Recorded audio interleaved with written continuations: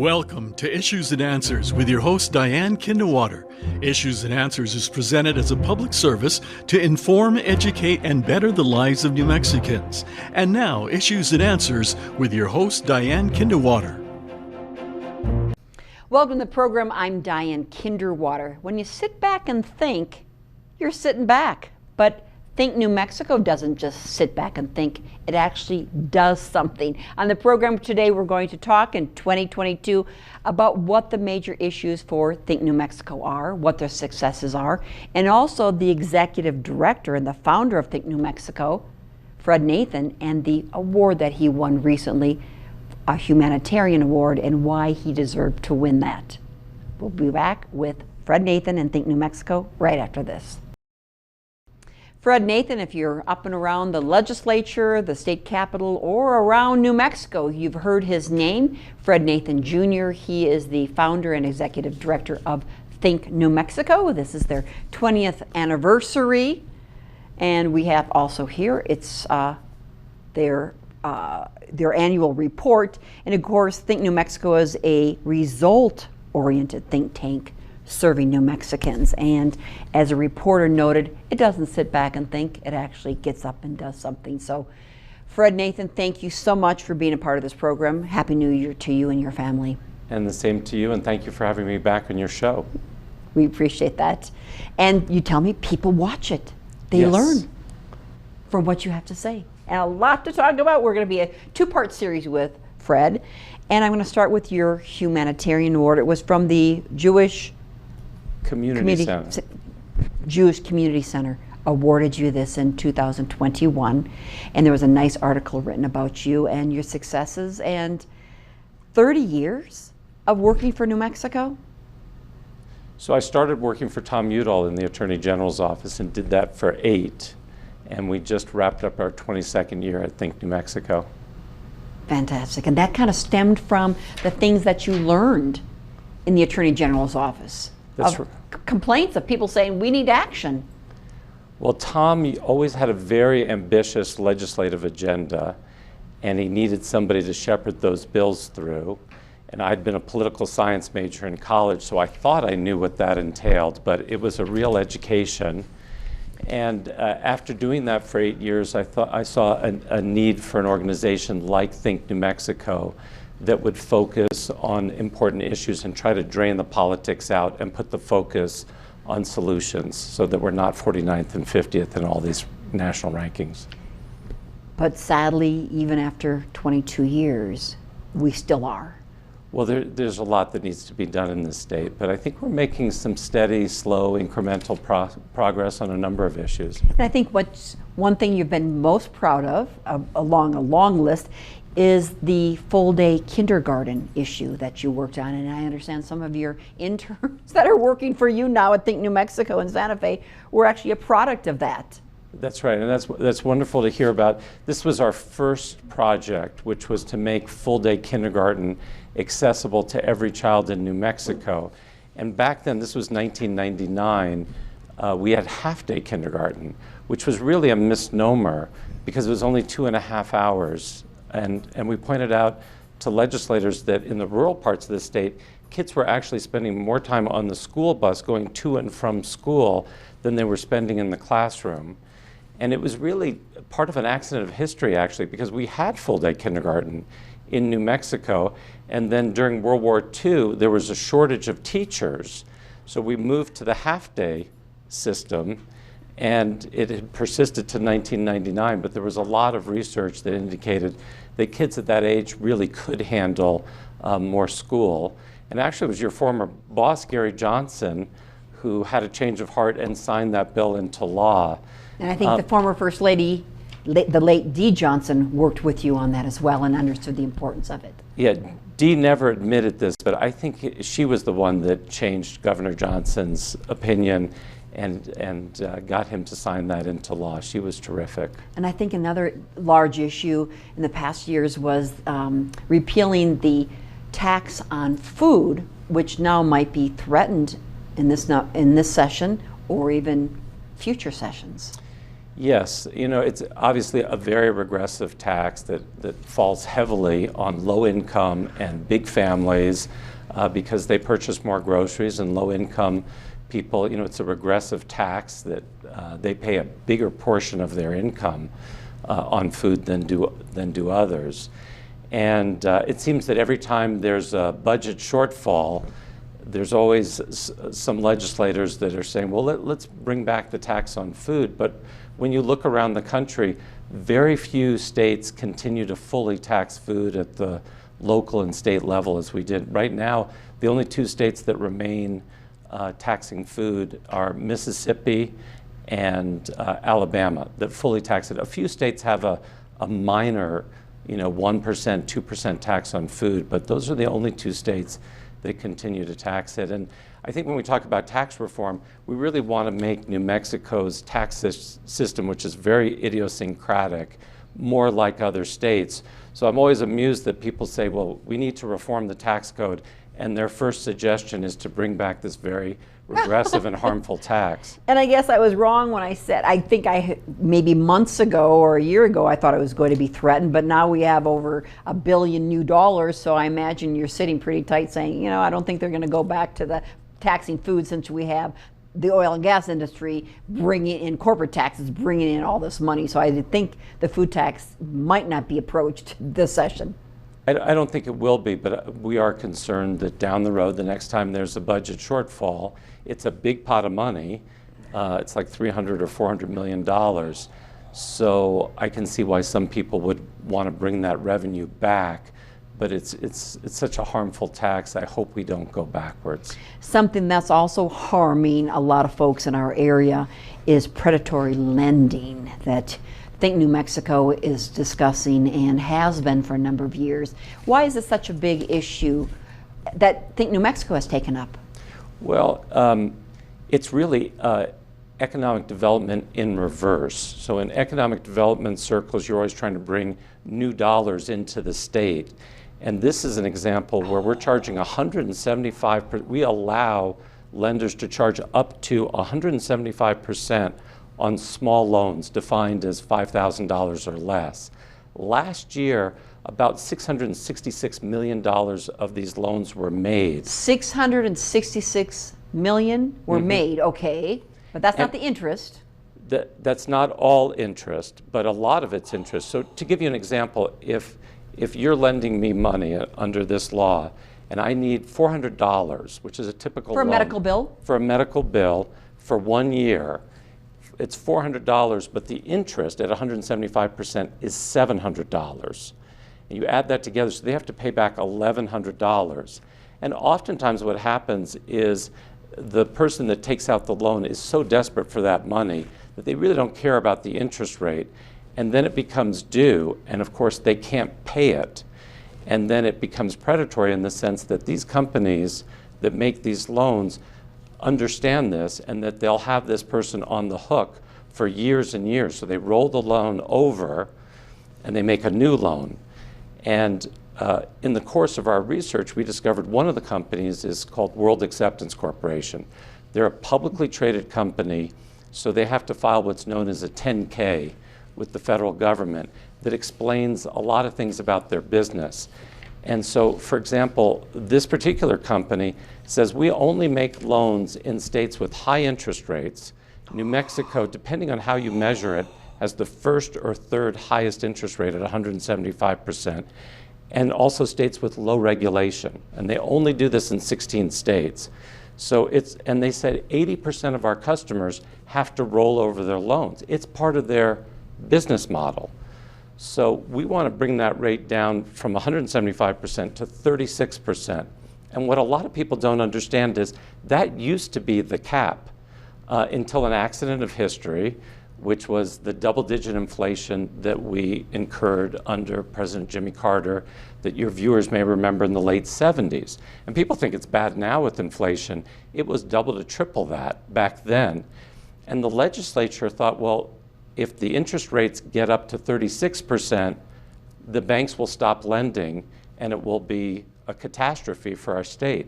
So they abolished that rate and said, well, let's just let the free market to decide.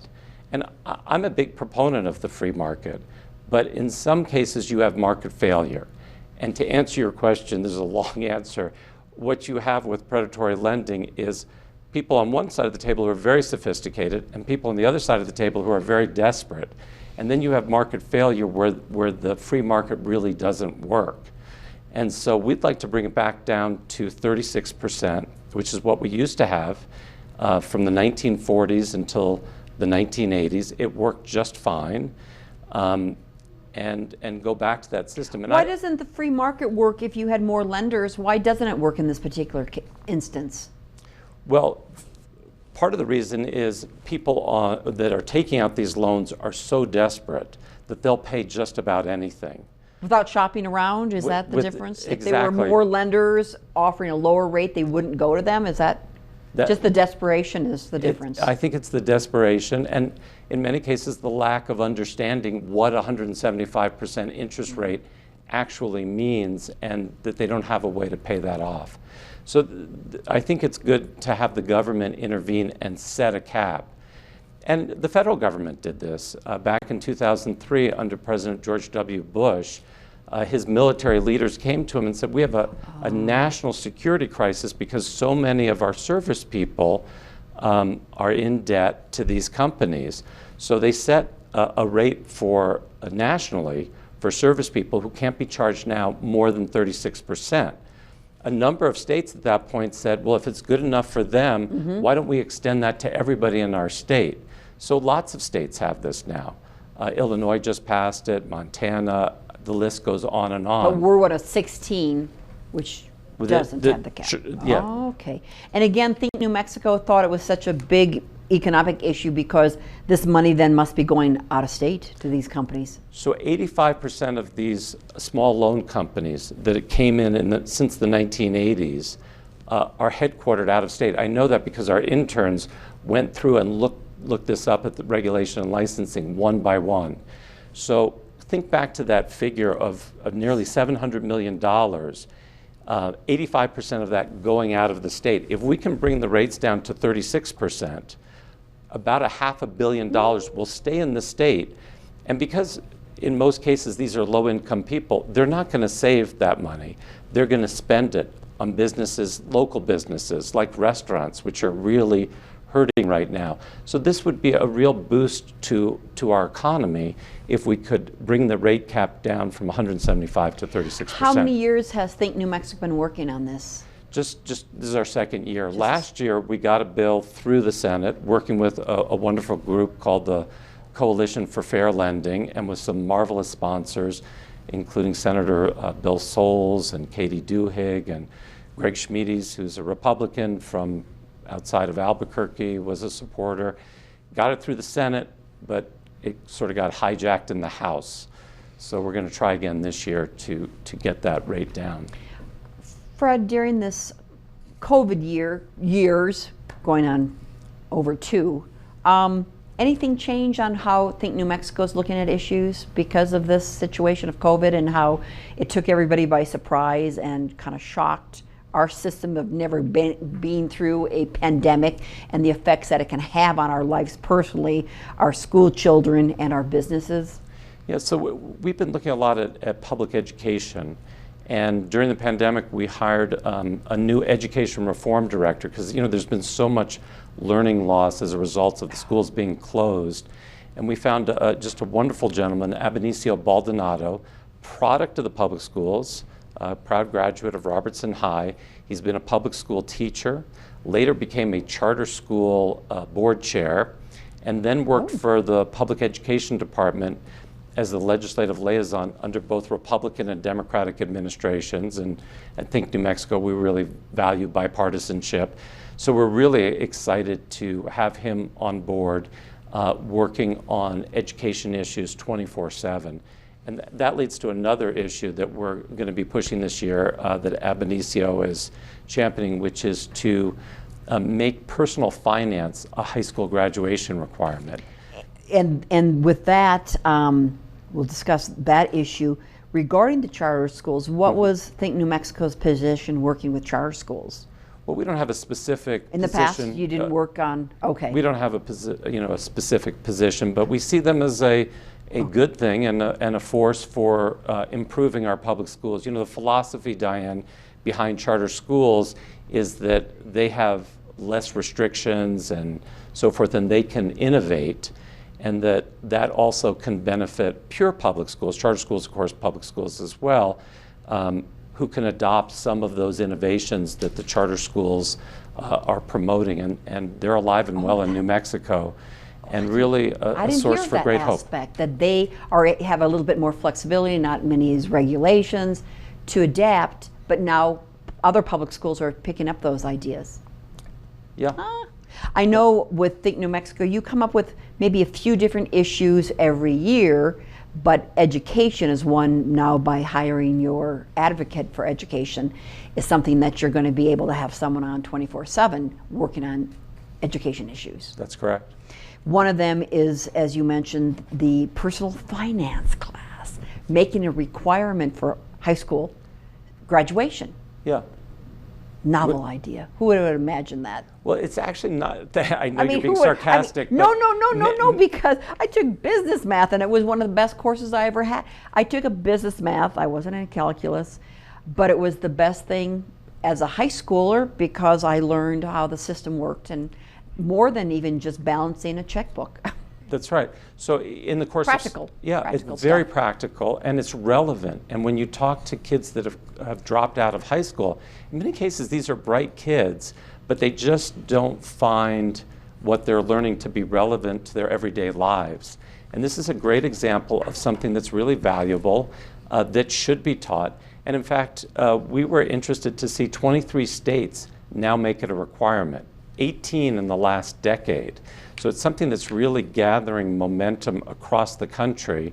And we looked into it, and Mo Maestas here in Albuquerque, who's a Democratic legislator, passed a bill maybe a decade ago that made it an optional requirement. He wanted to make it a requirement, but trying to navigate the politics of it, he said, let's just try it as an optional course. And fast forward, only about 11% of students currently take personal finance. We think it's something that would benefit every child. So we want to follow the lead of those 23 other states. Another thing that's interesting, Diane, is we discovered that 45 states have some personal finance component in their educational standards. We're one of 5 states that doesn't. So we're also trying to change the standards. But as you say, this is the basics that everybody needs. It's learning about budgeting, how to use a bank, checking account, that sort of thing. And how does investments work? That's what I was going to hit. If I would have known in high school just about investments back then, can you imagine? Wouldn't that be wonderful to start investing back as a high schooler? And have those extra years of compounding? Absolutely. Yes. And so there's so much to be taught. How does credit work? How does a mortgage work? How can you buy a car? These relevant things that we weren't taught that would benefit so many. And that are used every day of your life. You run into everything like this. And your folks perhaps teach you, especially opening an account. You do it on your own. You don't have anybody to guide you or to understand. I hate to say it, I won't date myself, but I remember back in the day, I was getting a CD, and I had the option of 6 months or a year. The interest rate, I think, was 14%, and I said to the banker, well, I don't know if I should do it for 6 months or a year. Is 14% a good interest rate? That shows how I think I was a high school graduate. I think I was a graduate and didn't know that 14 was good. And it's not just an education strategy. This was pointed out to me. It's really an anti-poverty strategy when you think about the fact that, so I sat in on one of these classes and I asked the students, what do you do with this information? Do you share this with other family members? And about half the hands went up. And they talked about talking to their grandparents about what they had learned, their parents, their siblings. And so in a state like New Mexico, this could be especially valuable and a real game changer in terms of not only addressing education, but poverty. Where did you sit in on that class? Where was the class that you sat in? Oh, this was ECHO, which is a wonderful charter school in Santa Fe that's career, technical, and vocational. So these kids are learning, really bright kids, but the traditional educational system hasn't served them well. But they're going on to do things that are very worthy and noble, like being plumbers and carpenters and electricians. And so they were getting it in a math class. It's sort of so we tried to pass this last year, and Mo Maestas got it through the House unanimously, got it through Senate Education unanimously, and then it just died on the Senate floor.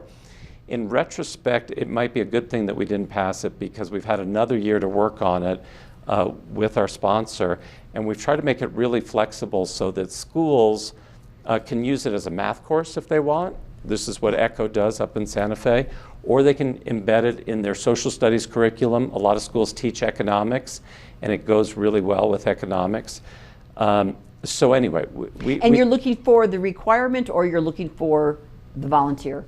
We want to make it a requirement. We think this is something that every child can benefit from. And there should be enough money in the budget to cover those additional teachers that are needed for this. Well, the wonderful thing is every high school already has someone who teaches it, since they have to offer it as an optional course.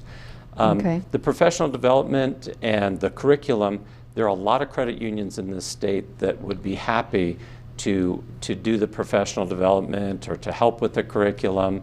And then there's lots of And why did you free mention resources. credit unions? Well, credit unions, I was also thinking of credit unions because of the predatory lending issue, because one of the arguments against what we're trying to do to bring down the interest rates is that it would drive a lot of these predatory lenders out of the state, which in some cases I think would frankly be a good thing. But some of those companies, the industry's fractured. Some of those companies will stay and are already doing lending at 36%. But when people say, that'll drive, like the lobbyist for the industry says, well, that'll drive them all out of business. That's actually not true. But even if it did, we have 145 credit union branches spread out through New Mexico. By federal law, they can't lend at a higher rate than 22%, and they're already making these small loans to low-income people. Unfortunately, they don't do enough advertising, in my opinion, to create the competition that would help. You mean the desperate people could just go to a credit union and perhaps get a loan at 22% instead of 175%? That's exactly right. It's happening. A lot of people do use credit unions, but before we had this 175% interest rate, that's where people were going for these small loans. They were either going to family members or to their local credit unions. But they might have more requirements than the predatory lenders. The credit unions might to have it paid back, or not. Well, they definitely want it paid back.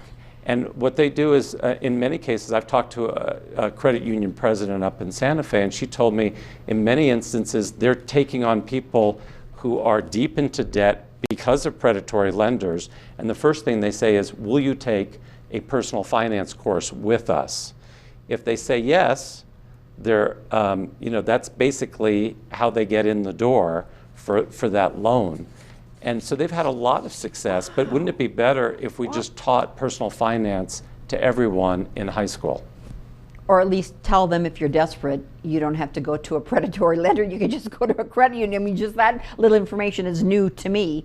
That's exactly right. That they could be taught.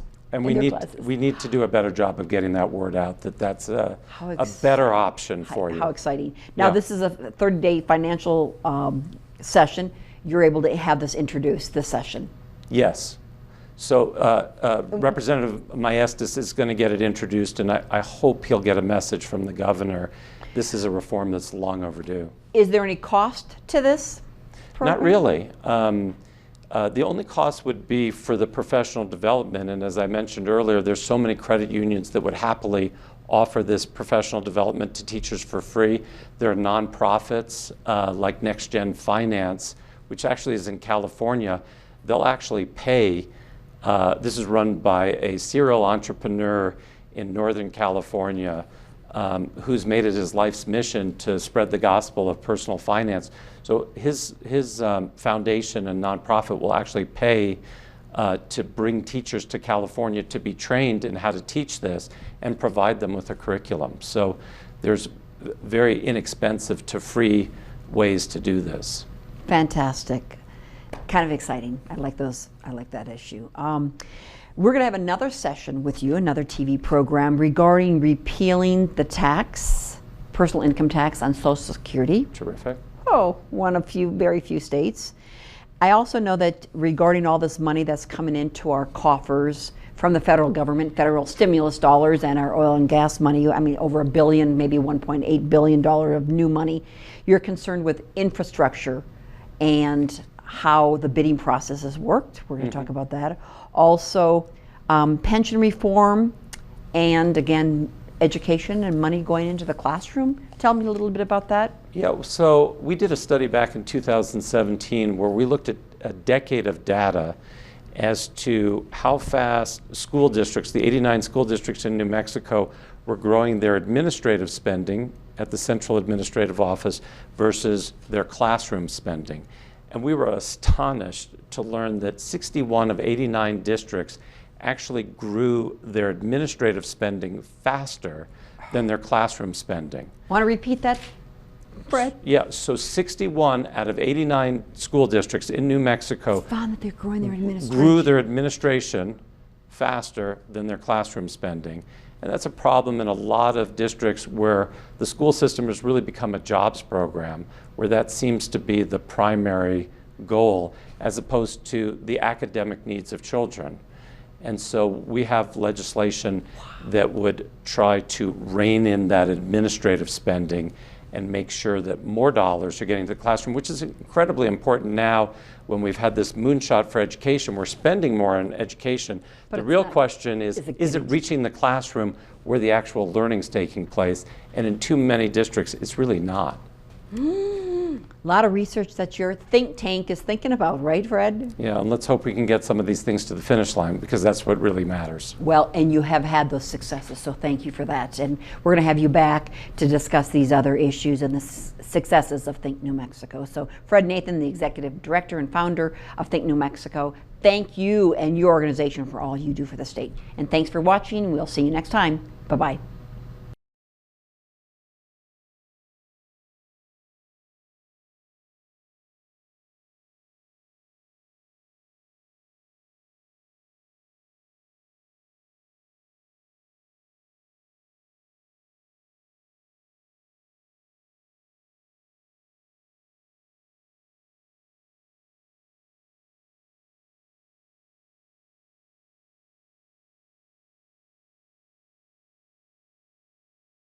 Issues and Answers with your host Diane Kinnewater is presented as a public service to inform, educate, and better the lives of New Mexicans. To comment on today's program or to purchase a copy of any Issues and Answers program, visit sunbroadcasting.org or call us at 505-345-1991.